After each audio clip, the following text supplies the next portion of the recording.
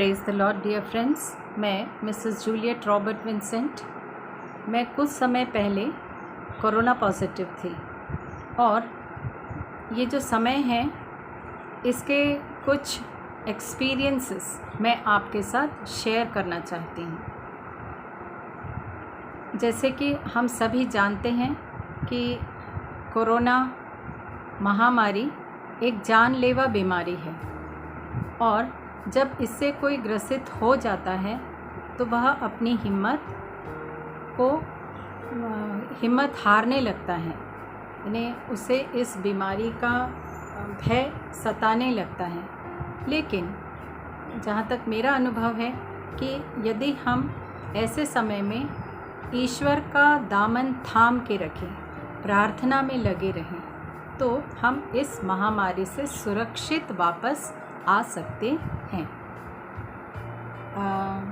प्यारे भाइयों और बहनों, ऐसे समय में जब कोई भी व्यक्ति इससे ग्रसित होता है, हमारा कोई भी भाई बहन इससे यह बीमारी उसको हो जाती है, तो उसके अपनों का साथ होना बहुत ज़रूरी होता है। ये उसके लिए एक आशा और हिम्मत का कारण बन जाता है। कोई उसका अपना यदि उससे सिर्फ इतना ही कह दे कि अरे कुछ नहीं होता, आप एकदम जल्दी ठीक हो जाओगे, हम हैं, ये उसके लिए एक बूस्टर डोज का काम करता है। प्यारे दोस्तों, ऐसा ही कुछ मेरे साथ भी हुआ। मेरे परिवार के 5 सदस्य एक साथ कोरोना पॉजिटिव हुए, तो 3-3 दिन के अंतराल में। और मेरा सबसे छोटा ग्रैंडसन, मेरी सबसे छोटी बेटी, उनके हस्बैंड, मेरे हस्बैंड और मैं, हम लोग 2-3 दिन के अंतराल में पॉजिटिव हुए। और ये खबर को ग्रहण करना, ये खबर को इसको सच्चाई को मानना हमारे लिए बहुत बहुत कठिन था, क्योंकि हम इस बीमारी के अंजाम को जानते थे। हमारे सामने हमने इसका रिज़ल्ट देखा हुआ था।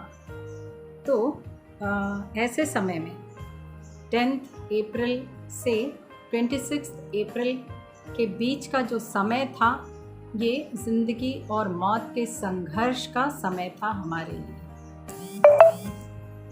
लेकिन ऐसे समय में हमारी दोनों बड़ी बेटियों ने हमारी सारी जिम्मेवारी अपने कंधों पर ले ली। उन्होंने अपनी भूख, प्यास, अपना आराम, अपनी नींद सारी हमारे लिए कुर्बान कर दिया। उन्होंने अपनी जी जान लगा दी हमारी जान को बचाने के लिए।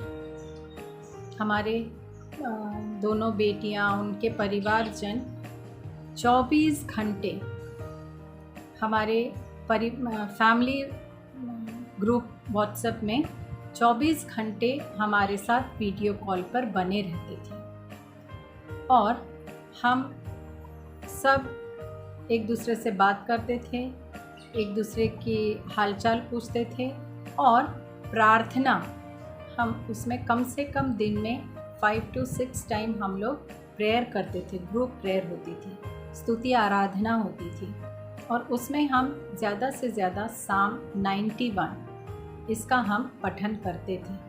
और ये साम 91 स्तोत्र 91 ने को हमने थाम कर रखा, पूरे विश्वास के साथ हमने उसे थाम कर रखा। और ईश्वर का हर एक वाचा जो उसमें है, ईश्वर की हर एक वाचा जो उसमें है, वो वाचा हमें समय समय पर पूरी होती हुई नज़र आई, पूरी होते हुए हमने अनुभव किया इस चीज़ को। हॉस्पिटल में मेरी सबसे छोटी बेटी को सबसे पहले हॉस्पिटल में एडमिट किया गया। उस समय में बेड का मिलना बहुत मुश्किल था। हॉस्पिटल्स में बेड्स नहीं अवेलेबल थे, सिलेंडर्स नहीं थे, ऑक्सीजन, मेडिसिन्स की कमी हो रही थी और इंजेक्शन्स नहीं थे।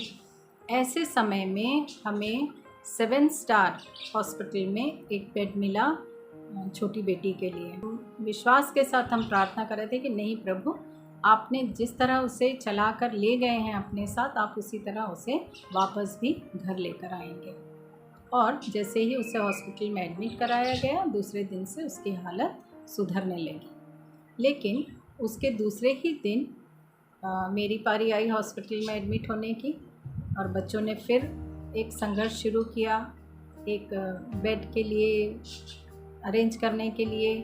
और फिर काफ़ी प्रार्थना और रिक्वेस्ट के बाद रात में कम से कम 1:30 बजे मुझे एक बेड 7 स्टार हॉस्पिटल में ही मिला। और जब मैं गई हॉस्पिटल में तो वहाँ मेरे मतलब क्या बोल सकते हैं, मेरे आश्चर्य का ठिकाना नहीं रहा कि उसी वार्ड में जहाँ मेरी छोटी बेटी एडमिट थी, वहीं उसके बेड के पास में ही मुझे बेड मिला। और हम दोनों की हिम्मत वहाँ दुगुनी हो गई। हम दोनों का साथ एक दूसरे के लिए, हम एक दूसरे को हिम्मत के लिए बहुत काम आया। फिर उसके बाद में मेरे हस्बैंड, फिर मेरे सन इन लॉ, इनको भी हॉस्पिटल में एडमिट कराया गया।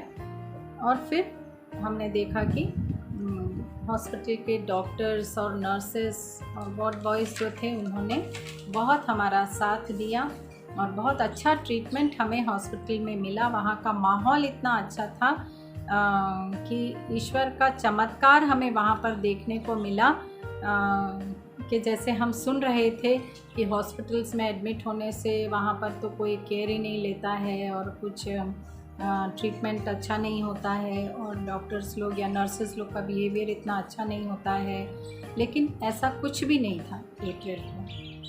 जब हम सही सलामत घर वापस आए, तब मुझे घर आने के बाद इस बात का, मैं इतने समय से सोच रही थी कि मुझे तो अच्छा लग रहा है, क्यों बच्चे लोग मुझे हॉस्पिटल में एडमिट कराना चाह रहे हैं, क्या बात है, क्यों ऐसे हो रहा है।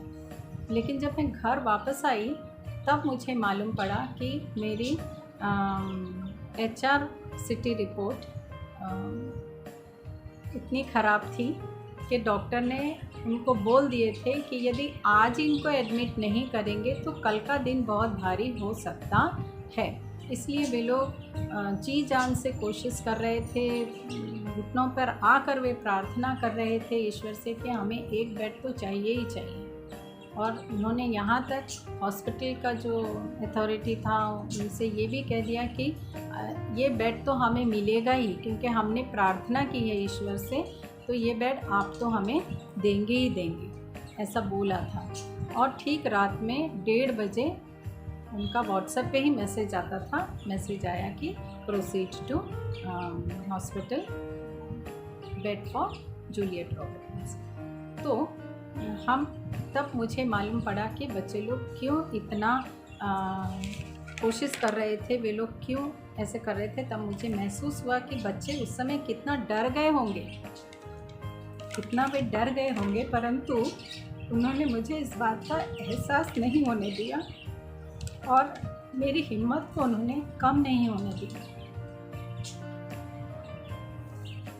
मैं आज थैंक यू बोलना चाहूँगी उन लोगों को भी जिन्होंने ऐसे समय में हमारे लिए प्रार्थना की।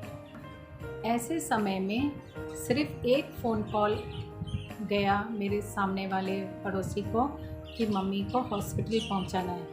1 मिनट की देरी किए बिना उन्होंने कार निकाली और मुझे 1:30 बजे रात को उन्होंने हॉस्पिटल पहुंचाया।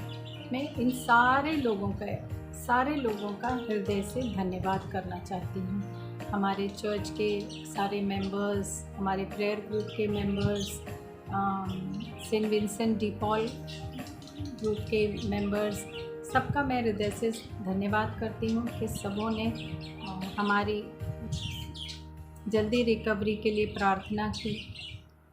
All thanks and glory be to Lord and Savior Jesus Christ.